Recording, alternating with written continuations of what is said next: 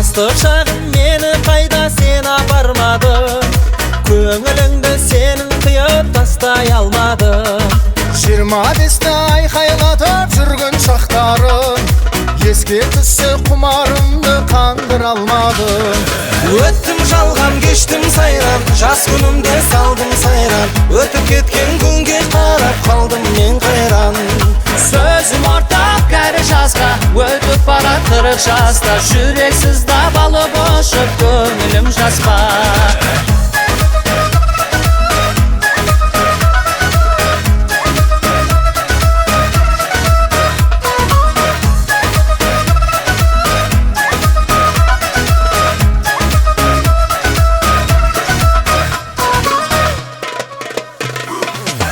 Жасым бұрынғыша сен шаттанбадың, алға түсіп асығып сен қайда зуладың.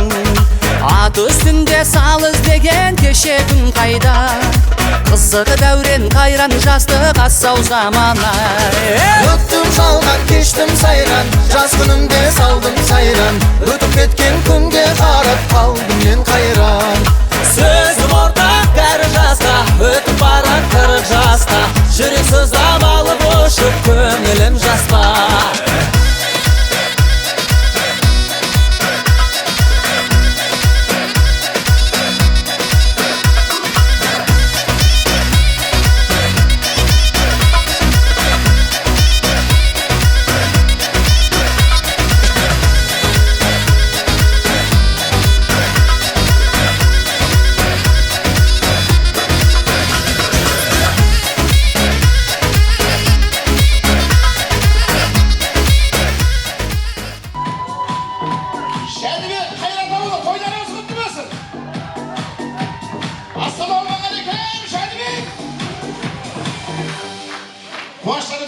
Ассалаумағалейкум. Амандасып өткенде құшақ жайып қонбайтын жоқ пенде. Күн нұрындай сәулесіне адамның бұл әлеміне ғанибеті жеткен бе? Далам сұлу болғанда қалам мүсін, тағы да танқалай қалам күшін. Бүгінгі Есентайдың әулетіне келіп тұрған жастар мен жастар аман болсын. Ассалаумағалейкум. Қазақ жұрты.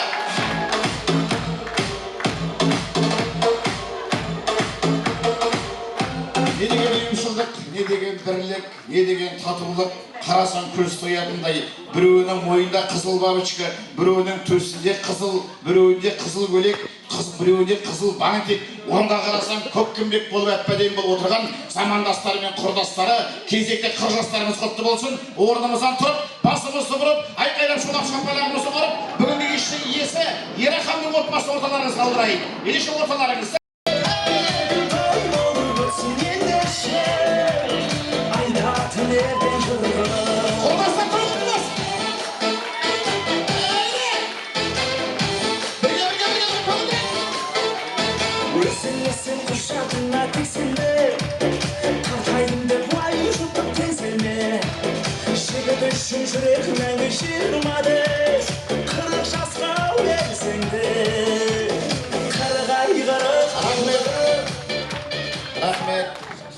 қырық жасқа мына кісі толып жатыр ма, сен толып жатсың ба?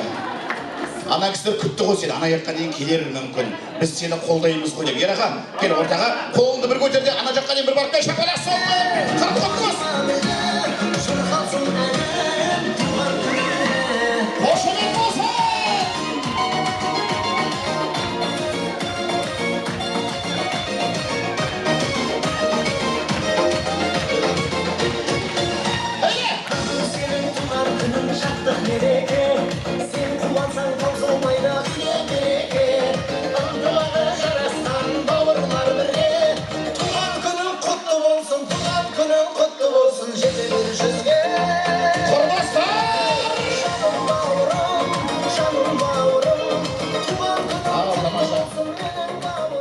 Қошеметтің бәрі өзіңе.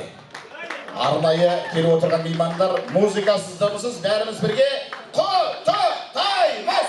Құттықтаймыз! Құттықтаймыз! Ержанның қылшасы құтты болсын!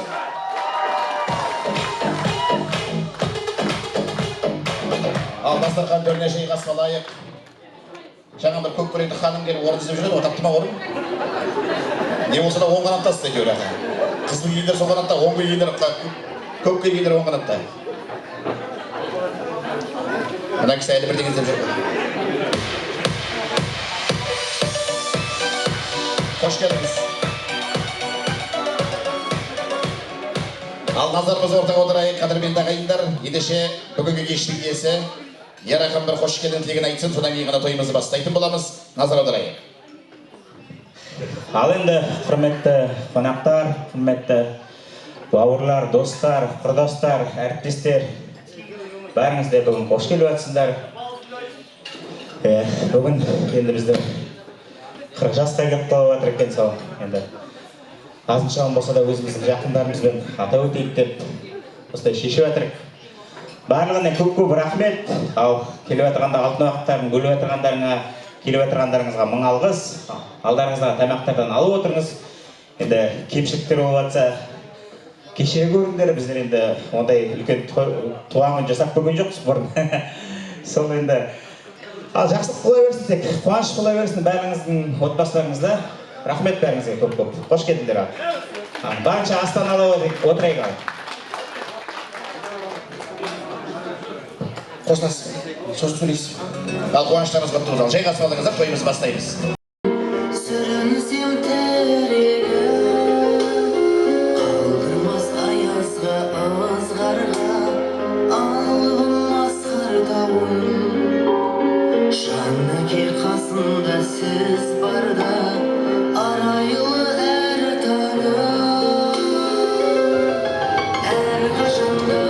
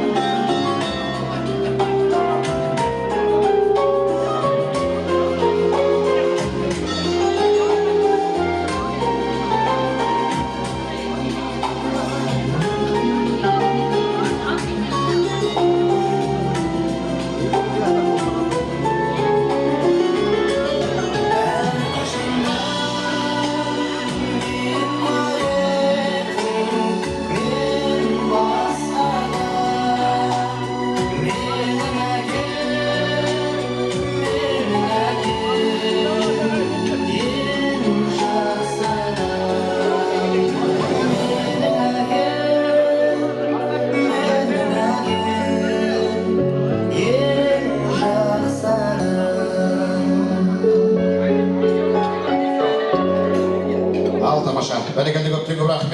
Бастайық, қадірменді ағайындар, ендеше орталарыңызға шаңырақтың аға жеңгелері мен апалары мен жезделері Мерлан Жанар, Талант Ләззат, Қанатқали Айжан, Самат Чолпан, Майгүл Денис, қымбат атты ағайындарымызды қош алып ортаға шақырамыз. Ал бимен жинайық ортаға.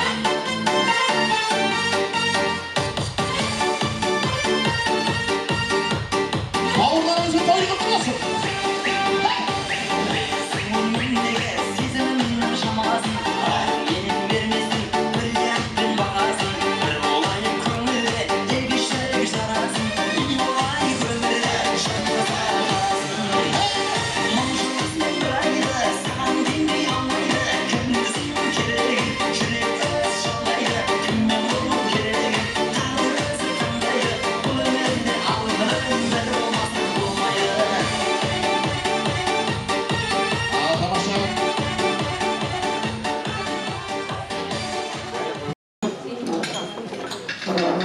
Ал енді құрметті тоғышар қауым, бүгін баршамызды Ержан балдыздың, Гүлжан балдыздың кішкентай балапандарға жайған ақ дастарханына қуанышына қош келіп жатырық.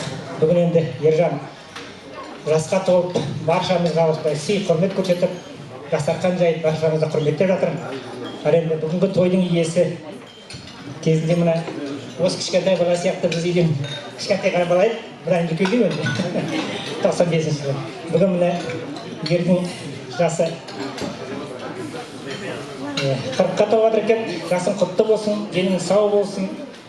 Гүлжан екеуміз өсіріп отырған мына балапандардың қызығын көріп, осындай ағайын тумамен, жақын дос, бауырымен тек жақсы күндерді өткізе беріңіздер. Біз сіздерге жақсы дастархандарыңызға келе берейік, сіздердің отбасыларыңызда жақсылық болсын. Енді Ержан, мен көп ризамын, осындай өзінің еңбегімен, өзінің талпынысымен осындай өмірге деген осындай қазір де жақсы жұмыста жүр, отбасы болып,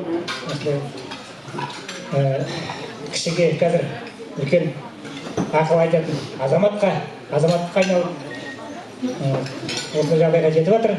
Сізді балдыземден сізді жақсы биіктен көре берейік, сіздердің де жақсылықтарына келе берейік. Той құтты болсын, дендеріңіз сау болсын.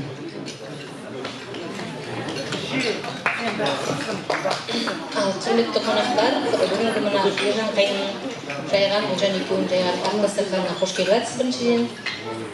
Екіншіден енді Ержан бүгінгі туған күнің құтты болсын, қайырлы жасың болсын.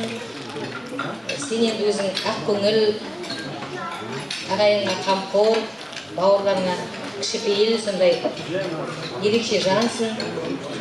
Осы мінезіңнен ешқашан арылма, мына отбасыңмен жанмен бақытты өмір сүріп, мына қос бүлдіршіннің қызығын көріп, барлық жақсылықтар осылардың бәріміз бірге көрейік деймін. Айтамын енді, осындай аманшылықта, жақсылықта кездесе берейік, бәріңіздің де отбасыларыңызға денсаулық тілеймін. Осындай жақсы күндеріңіз көп бола берсін. Әрдайым осылай қуанышта кездесе берейік деймін енді. Ерланда жұмыста болып сәлем айтып жатыр, мадатыңыз ақшалай. Осы тілейміз.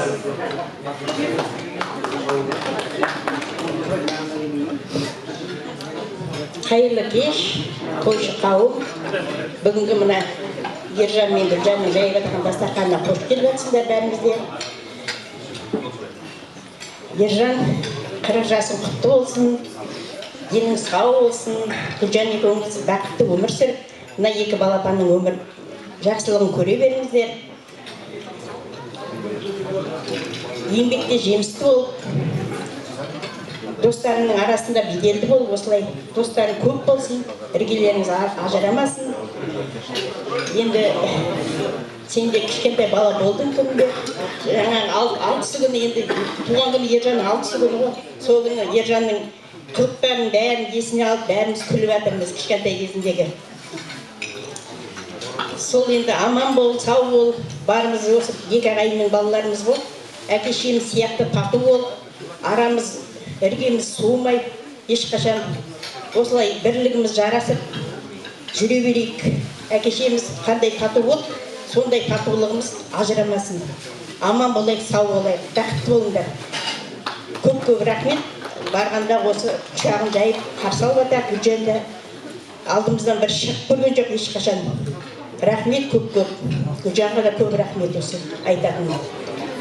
Ризамыз.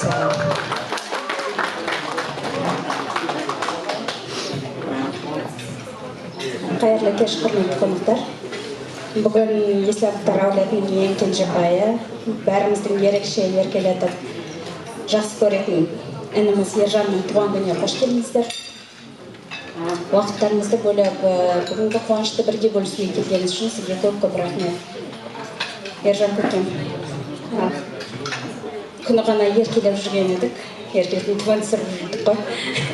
Міне 40 жасқа да келіп қапсың, жасың құтты болсын. Құдайға шүкір, қазір өнегелі отбасың бар, сүйікті жарың бар. тәп-тәтті 2 балапаным бар, көптеген достарым бар, жұмыста беделім бар. Ер азаматқа келетін енді барлық қасиет сенің өзің бойында бар. Біз сені әрқашан мақтан етеміз, өте жақсы көреміз сіздерді. Отбасыларың кеңейе берсін. Әр күн сендерге тек бақыт пен қуаныш сыйласын. Сендердің шаңырақтарыңа тек бақыт, байлық, береке тілеймін. Енді адамымыз ерте келсе де, Айжан, Шолпан, Нұржан әрқашан жанында. Мен кішкене қашықтамын ғой. Олар еркелет, бәрінге дейін сен еркелет жүреді. Бірақ білем, бәріміздің орнымыз бөлек сен үшін, сондықтан кішкене болса да жылы жүрегіңе сыйлайын деп бүгін келдім. Өзіммен бірге қуанышты бөлісейін деп, сендердің жандарыңда болайын деп. Өйткені жастан жасқа тола бер. Бүгін және де тағы бір мейрам екен, жаңа жыл шығыс календары бойынша. Бәріңіз де келіп жеткен жаңа жылдарыңызбен құттықтаймын. Отбасыларыңа бақыт тілеймін. Әрқашанда осылай жақсы дастарханда кездесе беріңіздер.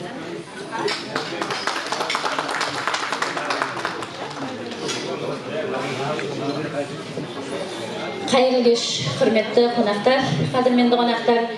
Бүгін міне мынандай керемет жақсы тойханада біздің бауырымыз, кенже ініміз деп айтырық, жанымыздай жақсы көретін кенжеміздің, бауырымыздың 40 жасына қош келіп жатсыз бәріңізде. Уақыттарыңызды бөліп келіп жатқандарыңызға көп-көп рахмет.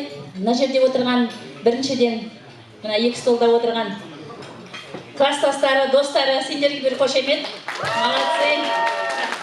Сендер біздерге өте ыстықсыңыздар. Біз сіздерді мына осы тұрған балдардың барлығын өзіміздің Ержанды қалай жақсы көрсек, солай жақсы көремін мына балдардың барлығы. Көз алдымызда кішкентай болып өскен балдар еді. Бір жағынан ініміздің енді достары болғанмен, екінші жағынан бұлар біздің анамыздың алғашқы шәкірттері. Кішкентай кезінде мамамызды сырттан күтіп, шарбақтың сыртынан қыздар, Айгүл, Айнұр қыздар бар, мына Эльмиралар бар. Апайдың соңғысын алайықшы, апайдың қолын ұстайықшы деп, ауған сыртында жүретін еді. Ержан оларды қуып жүреді. Кетіңдер, мамамның өзі барады деп. Сол сөйткен кішкентай қыздар міне үлкен бой жеткен болып, жігіттердің барлығы үлкен азамат болып келіп отырсыздар. Өте қуаныштымын. Ержанның қуанышында, барлығында бірге жүресіздер. Алла тағала тек сіздерге осындай жақсылықтар берсін. Қолпаштап бір-біріңізді осылай жүре беріңіздер. Біз сіздерді өте жақсы көреміз. Осы жерде отырған бәрі. Саят, саған ерекше рахмет көкем. Тотына Астанадан келіп жатсың. Көп-көп рахмет. Ауылдан келіп жатқан класстастары бар, осындағылар бар, бәрі де мыңда бір алғыс айтамын. Одан кейін мына төрде отырған біздің ең Құдайдан да Құдайдай сыйлайтын құдаларымыз. Құдағайға бір қошемет көрсетіп қояйықшы. Басымызды иеміз. Біздің осы Ержанымыз, ініміздің қазіргі тәп-тәтті кішкентайлары бар. Гүлжөгіміздің анасы, сол осы үйге бақыт сыйлап отырған Гүлжөгіміздің мамасы. Көп құдабалдар бар мына жерде отырған. Бәріңізге де көп-көп рахмет. Біз сізді Алланың берген сый деп өзімізге есептейміз, құрметтейміз, өте жақсы көреміз. Одан кейін енді мына жерде отырған ініміздің жұмыстастары бірге жүрген. Сіздерге де көп-көп рахмет. Ініміздің шашбауын көтеріп, бірге келіп тойлап жатсыздар. Сіңіліме рахмет. Алматыдан баласымен келіп жатырған, ауылдан келіп жатқан міне жеңгеміз бар, нағашыларымыз бар мына жерде отырған. Осындай тойлар бәрімізде де бола берсін. Енді Ержок інім, жаным менің. Келіп жеткен 40 жасың құтты болсын. 40 жас дегенде енді өзіміз біртүрлі үлкен сезініп жатыр ғой. Өзіміздің алдымызда кішкентай міне осы әмекөш сияқты сап-сары болып күнге шағылысып отыратын еді. Артымыздан ерген кіші ініміз. Жаным ең бастысы дені сау болсын. Енді папамыз бізге, біздер үлкенбіз ғой, біздерге кішкене қаталдау қарағанмен, осы Ержанның алдына ешқандай келген жоқ, бетінен қаққан жоқ. Құрдастары біледі ғой. Ержан не алып бер дейді, соның барлығын папым қолынан келгенше қуаныштылап алып берді бәрінде. Осылай етіп қатарға қосты. Енді ата-анамызға үлкен алғыс. осы жерде қазір бір-біріміздің бір отбасымыз бар, барлығымыздың жұмысымыз бар. Осы қазіргі жеткен жаңағы жетістіктеріміздің барлығы біздің ата-анамыздың арқасы. Сол енді жан туған күні құтты болсын, ең бастысы денің сау болсын, гүл-жүрегім аман болсын, қасындағы жаным. Міне мен жақсылықтың ерте кеші болмайды дейді ғой, көптен күткен қуанышымыз менің сары балапаным алдарыңызда тұр. Одан кейін артынша жаңағы қызымыз бар, Асылым, солар аман болсын. Ренаттың қара қызы аман болсын, менің сары балапанымды баса алмай тұр ол әлі деген. Сол енді ең бастысы отбасыларыңызда тек бақыт болсын, осылай той тойлап, жүре беріңіздер. Ата-бабаға аруағы сіздерді қолдап, осылай жебеп жүре берсін. Қош келдіңіздер бәріңізде. Туған күні құтты болсын жаным.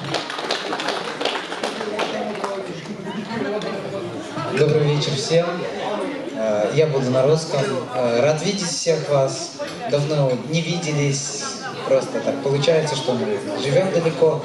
Но ради такого события мы прилетели сюда. Ради Нахашана.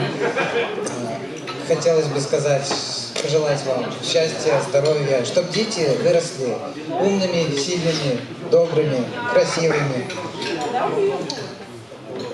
С днем рождения!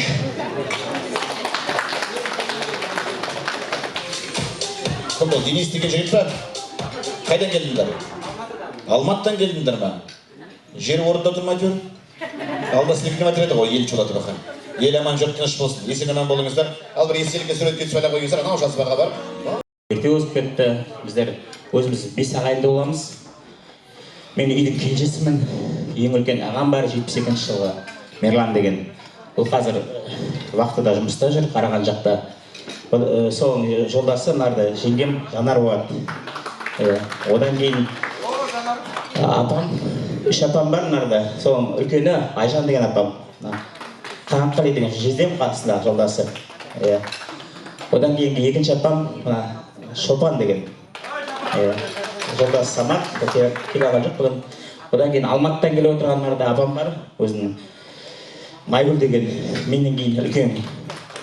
Алматыдан жиенім бар Денис деген жолдасы жездем Алматыда келе алған жоқ. Енді біздер нарда тұрған апам Қымбат деген әкелеріміз ағайынды. Ең үлкен апамыз, Осылар біздер трансфер өтіп кете отырған ма? Ал тамаша, жүздің білгенше бәдімнің атын білдей таныстық, білістік. Ал жайғаса қойыңыздар, ас тұрып қалмасын. Ол Ержанның бауырлары, жанашырлары, қолдаушылары.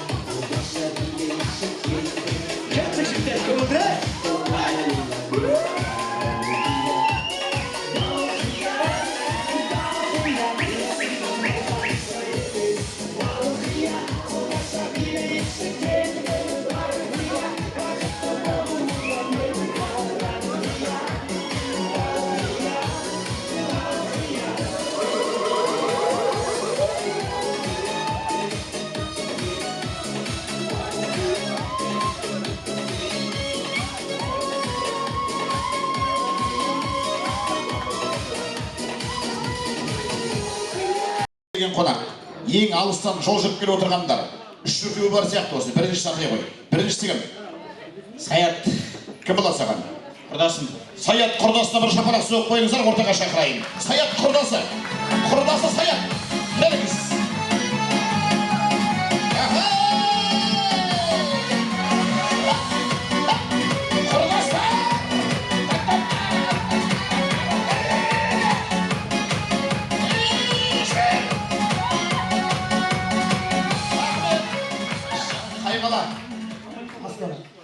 Астанада ішіп пысқан азаматқа шапалақ соғып қойыңыздар.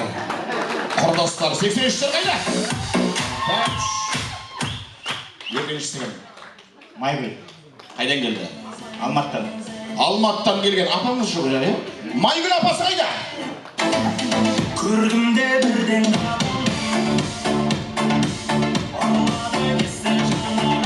Осы ме?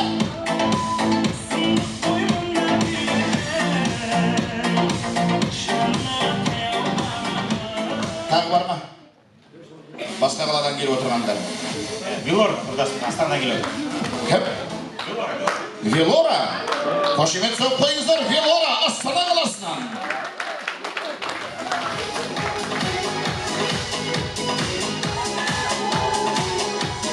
Құрдастар қайда?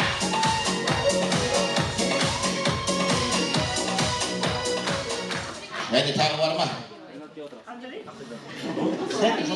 Бұрын Жәнібектен келгендерді ерлікке салайын дедік, Жәнібектен келгендерге. Бұрын асфальт жоқ болды ғой. Бұрындары. Қазір асфальт бар уже.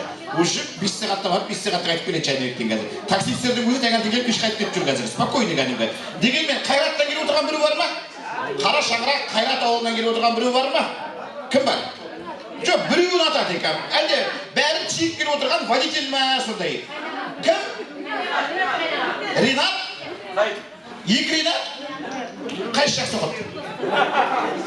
Қайсысы? Ринат, келші ортаға. Ринат, қайдасыз? Жәнібектен арнайы келіп отырған Ринат. Ринат! Рахмет. Тегін подарка ғой, тегін. Алыстан келгендерді марапаттаймын. Ойын емес, тым емес, просто алыстан келгендер соған подарка беріп жіберемін. Кім қайдан келді? Ақсайдан келді. Ақсайдан келді? Ақсайдан? Жәнібек қайда? Ақсайдан отырған жүрміз. Ладно, кім Ақсайдан келген? Кім Ақсайдан келген? Кім күнме басынан келеді? Марат. Марат деген кім ал? Мәке? Мәке қайдасың? Шапалақ соғып қой! Қайдасыз? Қайдасыз?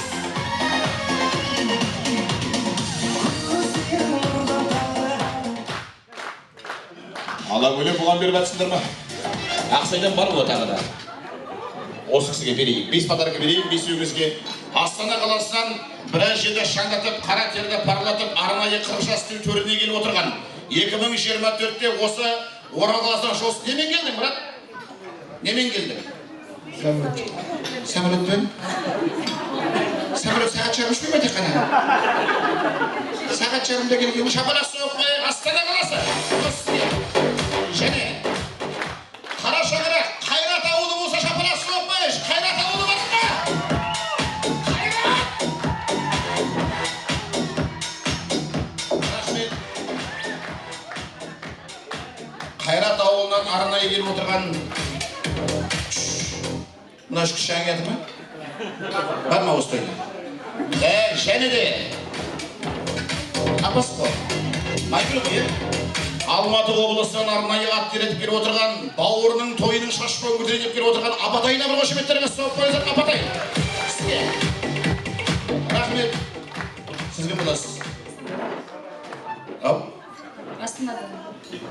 Сіз кім боласыз? Құрдас. Бірге оқыдыңыздар ғой, иә? Немен келдіңіз? Самолетпен? Вертолетпен? Вертолетпен мен ала ма? Ақсай. Ой, Ақсайға сынбайтын бірдеңе берейін. Мәшен бар ма? Үлкен мәшіне? Мәш өтті. Алда боран бар әлі. Алыстан келген қонақтарға шапалақ соғып қойын. Алыстан келген қонақтарға шайқасайын. Тым миыңдар жоқ. аймағы бұзмаған қара төбенің жігіті. Кеш, дос саған беріп. Жолдасың қайда? Кеш, подарка берейін. Шапалақ соқпайықшы. Жетті кет, жетті. Жетті кет болшы.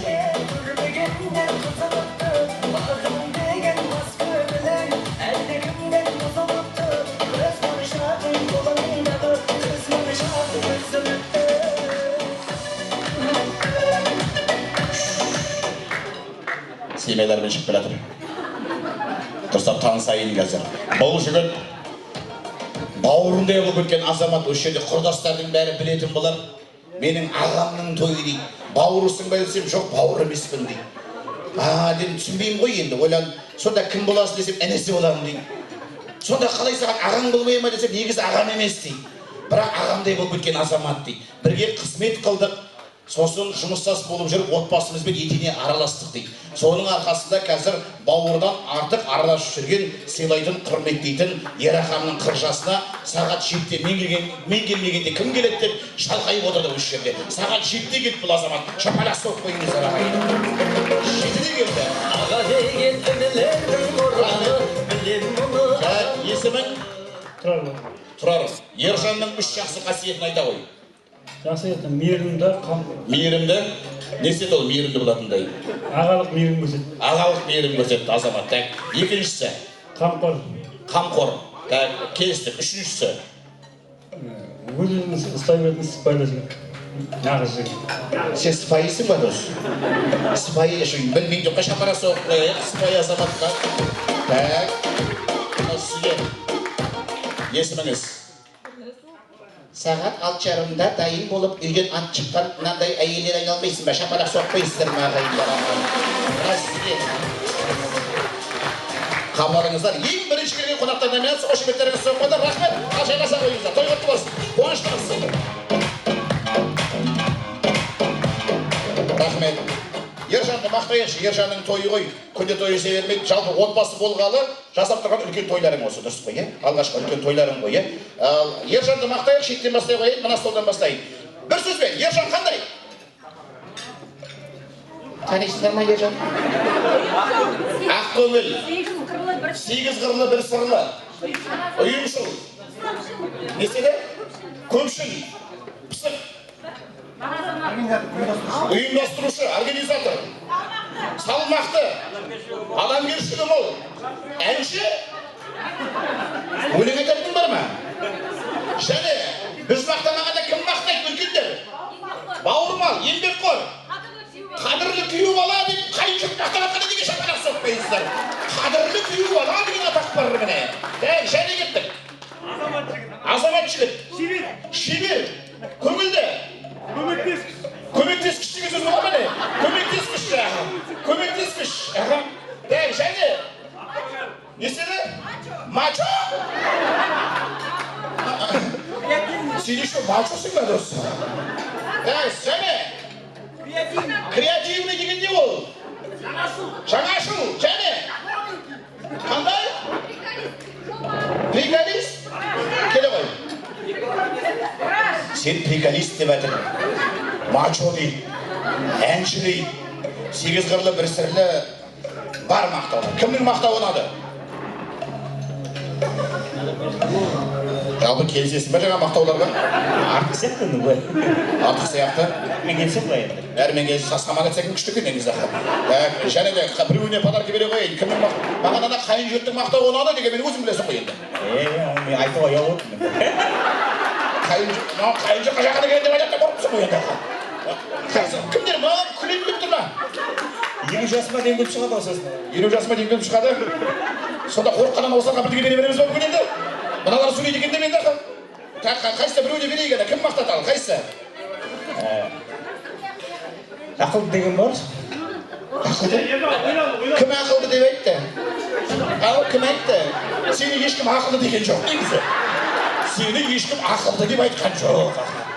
Ақылды деп айт. Өз-өзіне ақылдымын деп тұр ғой уже. Сені ешкім ақылды деген жоқ, сені мачо, пачо бірдеңелер айтты. 8 қырлы, 1 сырлы бірдеңелер айтты, бірақ ешкім ақылды деген жоқ енді сені. Қайсы?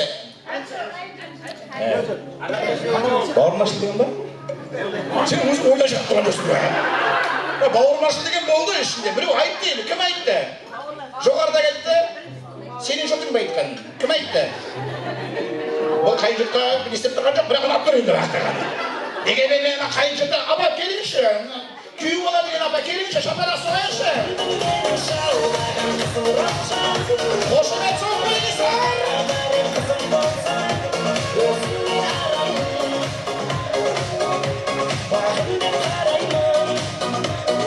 Рахмет.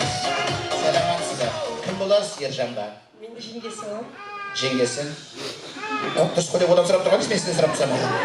Мынау сізге күйеу баланың қадірін арттырып, мына жұрттың алдында мақтауын асырғаныңыз үшін такая молодая цепочка золотая болып жүре беріңіз. Қуанышыңыз көп болсын. Қайдан келдіңіз? Сыворлық қаласынан. Қай жұрт жымпиттен деді ғой маған? Осында тұрамыз. Осыдан қай жылдан бері тұрасыз? Өне айтайын, отыра беріңіздер. Шапалақ соғып қойыңыздар, қай жұрт?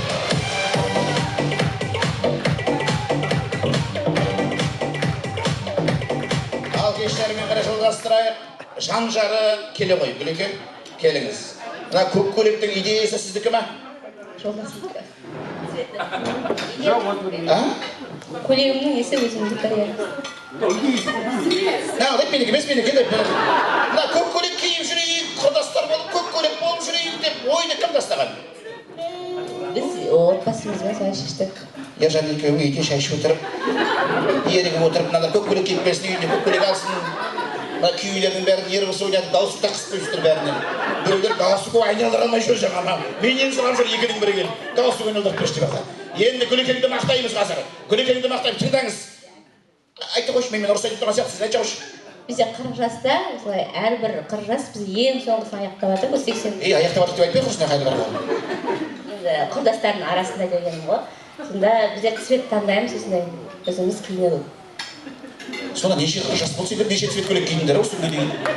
Көк көйлек киіндім. Ал Гүлекеңді мақтайық. Шеттен бастаймыз, кеттік. Ақылды. Инабатты, осы жол ақылды деген бар. Сабырлы. Сыпайы, ималы. Әдемі. Екі баланың әкесі емес, мамасы де. Екі баланың әкесі емес, екі баланың әкесі әртүр. Ала мамасы. Және қандай? Сыйлы. Бейше. Ең мықты келін. Ең әдемі. Ең әдемі. Адал, салмақты. Супер. Аяулы жар. Бұлар картоп жарады қазір. Айда ғой иналай. Ең керемет жеңге. Басында қорқам сияқты жүрдім, мен демей қалу. Жаңа ержан айтқанда шулап отырады бәрі. Елі салат сияқты жүрді. Кім айтты? Қарапайым деп бір ой қалады ғой. Қарапайым. Кімнің мақтау ұнады? Сыйлы. Деп біреу айтты. Кім айтты? Көк көйлек, көк көйлек. Ешкімде жоқ қой бұл бөлек. Көк көйлек, көк көйлек. Ешкімде жоқ қой бұл бөлек. Көк көйлек, көк көйлек. Жәнібек.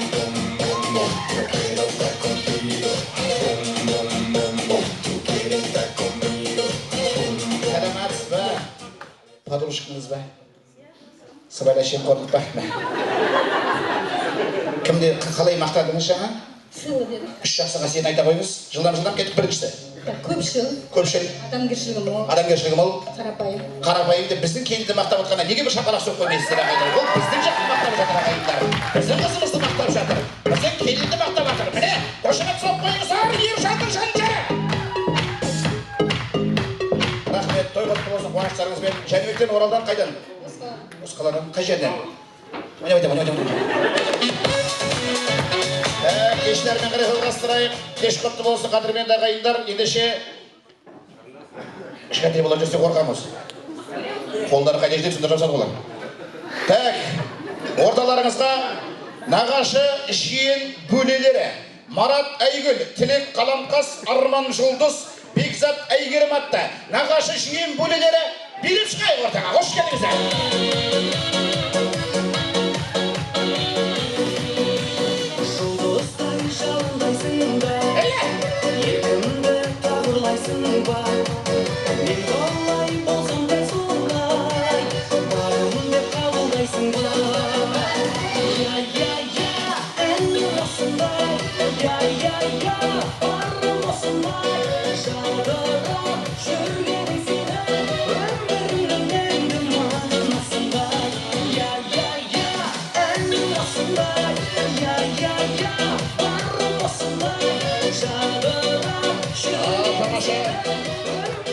той құтты болсын, күшті. Назар аударайық, сөз тыңдайық, тыңдалмаған сөз жетпейді ағайындар. Ағаларымыз тыңдайық. Ағаларым бастайық. Қош келдіңіз. Мен қоштым.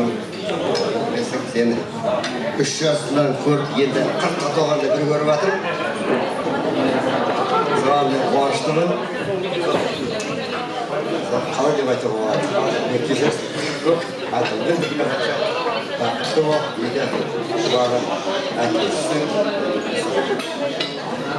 Бірақ екеуіңізге ең сауап. Бәріңізге ең сауап. Ал енді құрметті қонақтар, мына енді бүгін Ержан жиеніміздің дастарханына қош келіп жатсыз. Бүгін енді көзді ашып жұмғанша Ержан жиен 40 жасқа келіп қалыпты. Енді Ержан жиен туған күнің құтты болсын, денің сау болсын. Алланың берген жасына дейін жасай бер.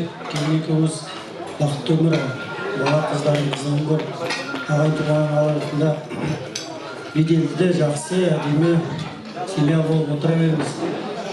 Енді негізі туған күнім 5 емес бітті. 6-сы. Осы жақында өзі неге статусқа жазып еді. Папасының дүниеден озғанына 10 жыл, мамасының дүниеден озғанына 25 жыл өтті. Енді өмір зорлап жатыр, енді білмейтіндер, мен деген Ержанның мамасының ағасының баласымын. Енді біздер нағашы болып келеміз. Біздің әкеміз 3 ағайынды, бір қыз болған ғой, соның жалғыз қыз осы Ержан, Айжан, Ерландардың мамалары болады. Енді мамасы өмір бойы ұстаз болып, еңбек етіп, адал еңбек етіп, сол балаларын, шағаларын бәрін қағып, папасы өмір бойы техника айдап, сол ағасы Мерлан папасының жолын қуып, керемет крановщик болып, енді атақты демей-ақ қойып, бірақ нөмір 2 деп айтуға болады Ерлан жиенді. Ал туған күнің құтты болсын. Келін, сен де аман отыр. Құдағай сізге де қуанышыңыз құтты болсын. Құда келе алмай қалып жатыр. Жаңа Құдағай маған фотодан қарын көрсетіп жатыр. Мен айтамын, біздің жақта да осындай жағдай болған енді. Қысқапты болып, жағдайларын айтып жатыр. Құтты болсын тағы да. Мен келмей қалуға ұялдық енді жиен. 3 шақырым жерден енді жиеннің туғанына келмей қалу деп. Майгүл, сен де қош келіп жатсың, енді Алматыдан келіп жатыр. Құтты болсын, Майгүлді де көп болды, көрген жоқпыз енді. Қуанып жатырмыз. Тағы да құтты болсын туған. Ассалаумағалейкум, барша көпші қауым. Қайырлы кеш, баршаңызға да айында бөлек жасың құтты болсын, денің сау болсын. Қосып отқан бүлдіршіндерің аман болсын. Келінетін соғып адамдардың жақсылығын бірге болыңдар. Бақытты күндер өсіңдер. Енді мен өзіммен тілеймін бөлі. Саған соны тілеймін. Осылай бөледіп, сыйлап, үлдемдеп, әрдайым сыйлап, құрметтеп жүрсің. Рахмет. Сендей азаматтар бір төбе болғанда. Енді бауырларың, апаларың, ағаларың бәрі аман болсын. Қорғатын аманшылық. Қайда өсің, аман жүр. Мен жолда жүрсің, жолың болсын. Денің сау болсын, тағы жасың құтты болсын. Денсаулық болсын. Біздер енді таныстырып өтсек, біздерге Ержанмен ойын бөлеміз. Папамыздың балаларымыз. Бөлеміз қаталап отырасын. Келмей қалуға ыңғайсыз болып, осы бөлеміздің жақсылығын ортақ жасақтап келіп жатқан жайымыз бар. Басың құтты болсын енді бөле, денің сау болсын. Подаркымыз біз жантыға.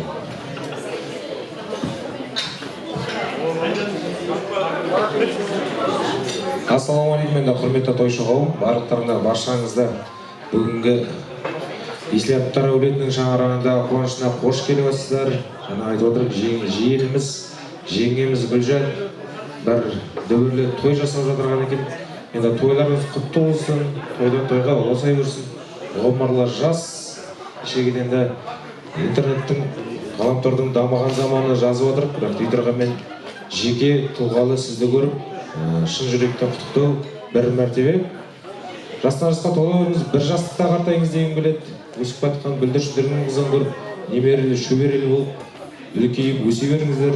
Әулеттің кереметтей азаматтарсыздар. біз білетін жаңа ағамдыларымыз, апаларымыз барлығы да айтып жатыр кереметтей. Өте қуаныштымыз, осындай туысқанымыз бар екені, осындай бауырымыз бар екені. Біздер енді жаңағы Кенжеққа дейміз, атын айта алмаймын, бірақ жаңа осы анамыздың, ағасының балаларының балаларымыз, бірақ бұл кісілердің аналары, әкесі марқұм Жарықтық кіндік аталарым менің. Сол кісілердің бір ұлағатты дүниесі деген бар, бәрімізді ұстаздық жолынан бастап, қызмет барысын әдене жалғастырып отқан жайымыз бар.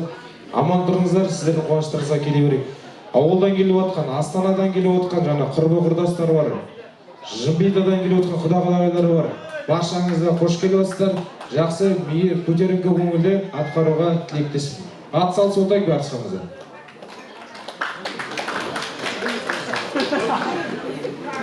Сыйлығымыз ақшалай. Енді қонақтар бәріңізді қош келіпсіздер. Мына енді Ержан мен Гүлжанның ал енді Ержан 40 жасың құтты болсын, сен де 40-қа келіп қалдысың енді. Енді денің сау болсын, осы отбасыңмен аман болып осы бүлдіршіннің қызығын көріңдер Гүлжан екеуміз.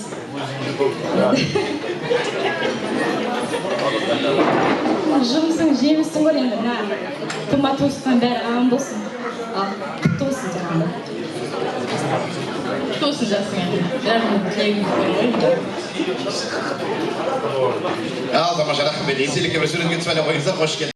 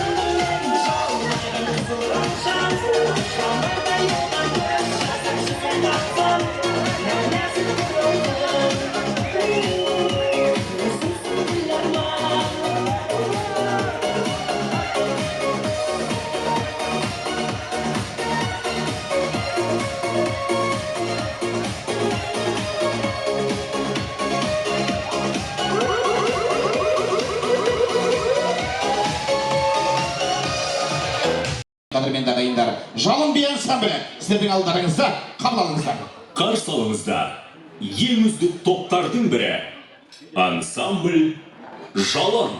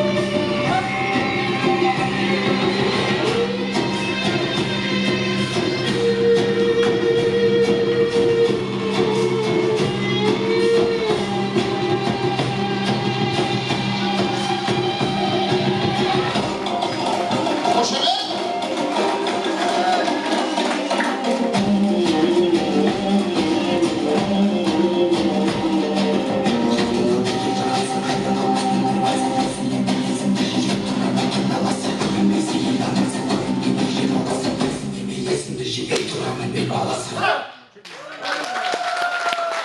Жалын би ансамблі доғышы баласы болып қойыңыздар, жалын дейді. Жігіттер, міне жігіттер, керемет жігіттер, мына біз жігіттер, арбандай тарбандай біздің жігіттер, міне біздің жігіттер. Тамаша, жігіттер, спонсор келеді сіздерге, Апатайының атынан, той иесінің атынан.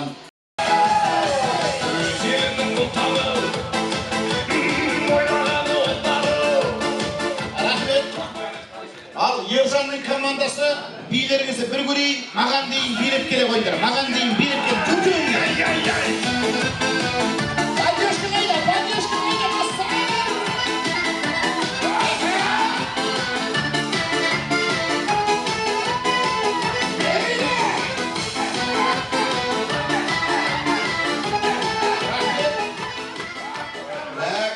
Әжеге жинап тұра қалыңдар.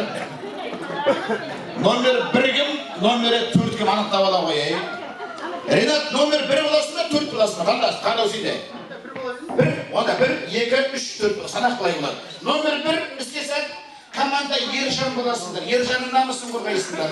Жалын би ансамблімен қазір би жарысы болады.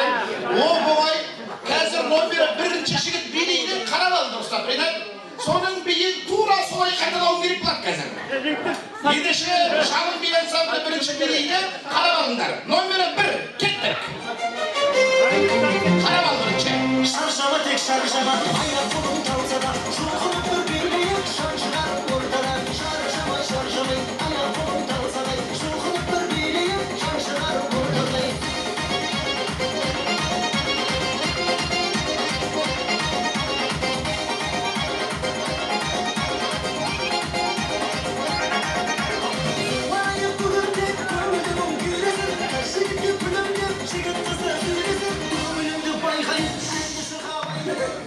Шалбарым тексермәтсің бе? Әке сен бастады, қостаймыз. Ал, номері 1 бастайды. Бұл Ержанның командасы. Дәл солай бір қайталап жүр. Ал көрейік, Ринатқа поддержка бар ма? Ринаттың қолдауы бар ма? Шаршама тек шаршама, аяқ қолын Ринат! шоқынып бір билейік, шаншыған ортада. Красавчик! Аяқ қолын талса да, Красавчик! Қара, Ринат, қара!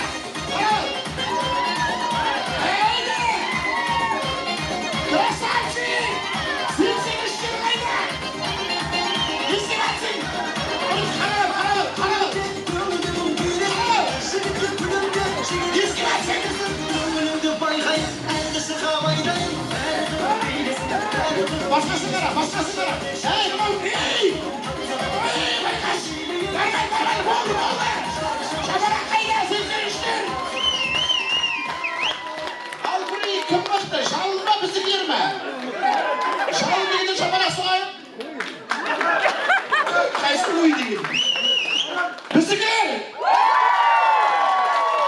Есеп бірден ойын. Ал екінші. Айжарықпен атыңыз. Құдай сізге жар болсын. Іске сәт. Қайталы бірінші көріп әліңіз. Кеттік.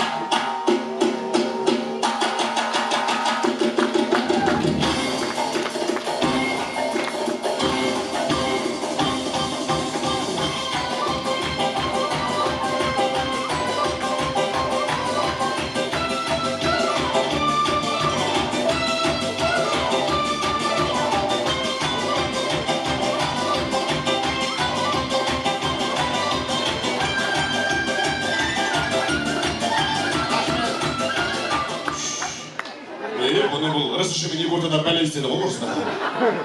Қыс-қысына кәсіпке білетін жерлер бар өздеріне. Элькам идеалын жері бар керек. Ал іске сәт, Элькам жібер музыка.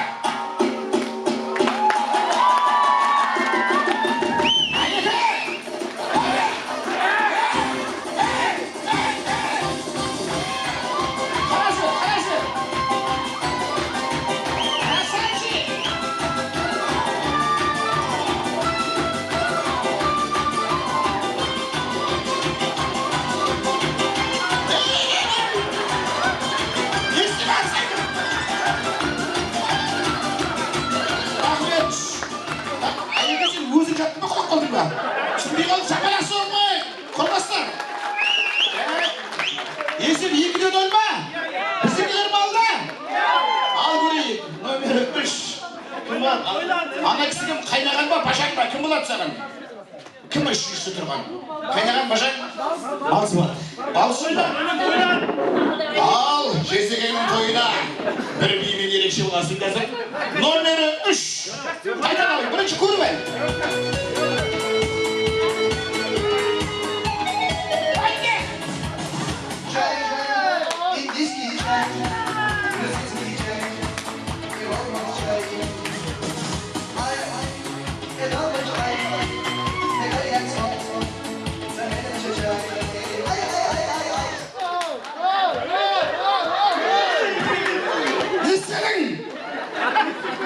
Ал істесең, общем, шыданып берейсің ғой. Ерғының болып берейсің, бәрі болды. Жібер музыка! Пайдасы қайда, қолдан қайда! Жібер!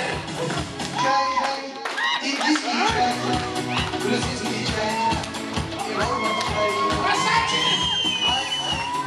Нормально! Мынау қалай?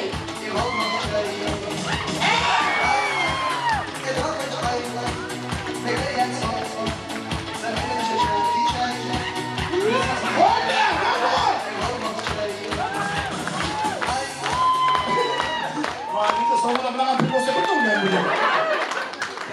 Неше? Біздікілер ма мықты? Есем үшін ой. Төртіншісі. Бізде НСС компаниясы. Ақсадан арнайы келіп отырған әріптестері. Жібер маэстро. Көріп әл бірінші.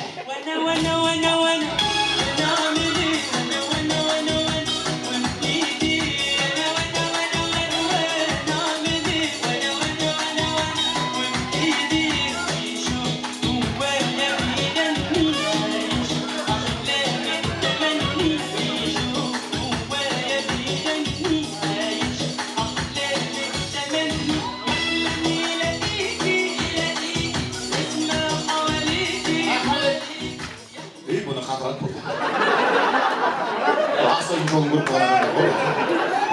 Живой массаж көріп қалағанда. Ал кеттік, іске сәт. НСС! НСС! Красавчик! Красавчик!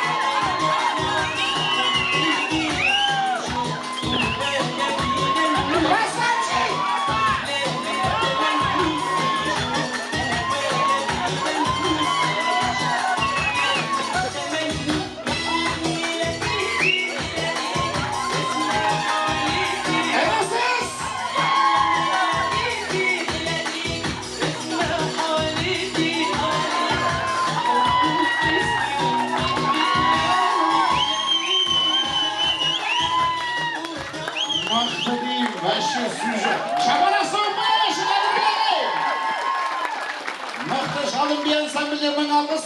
Тәк 4 жігіт келіп ойындар менің жанына. Ержанның жанына 4-0. Жігіттерге шапалақ соғып қойыңдар.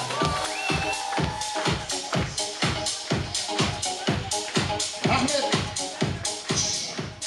Мына жалпы Ержан достарыңыз биге қалай? Мықты ма би, жақсы билей ма? Ринаттар көп екен, сен біреу болып тұра қалып, төртеуін бұқандарға тұра қалым да. Биді қорытындау керек пе енді, аға? Тұр ортаға, ешін мықты билейді деп ел айтып жатыр.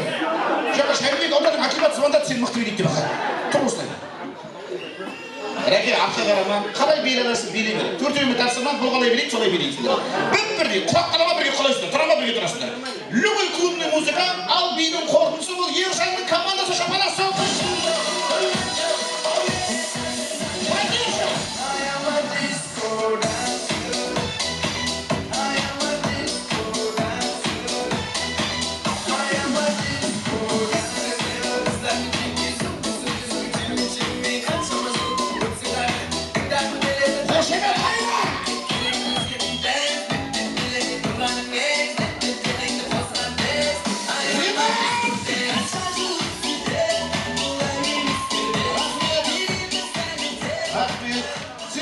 Расымен 83-сің ба? Саған өтірік айтып жүрсен 93-сің ба? Саған өтірік айтып жүрген болар сен 90. Жап-жас қой бұл деген. Не деген пластика, не деген энергия, шақырасы соңғы. Молодец, красавчик. Рахмет, Мәшіне бар ма? Ау! Сенен кім сұрады кімнің неше баласы бар екенін? Төрт баласы бар деп. Шөктің баладар не жұмысы бар сенің? Так, ұқсаңыз, мәшінеңіз бар ма? Әрдайым жолда жүресіз. Мәшіне бар ма? Так. Нағыз қысқа керек. Мәшіне бар ма? Ау! Ей, мынау сыпыратыр ғой. Мәшінең үшін сыпыратың керек қой. Мәшіне бар ма? Сізге. Бұл Ержанның достары кешін шырайын келдіріп шашқы өндіріп жатқан бұл біздің әріптестер інісіз. Бұл біздің қайын жұрт. Бұл біздің құрдастар, достар. Бұл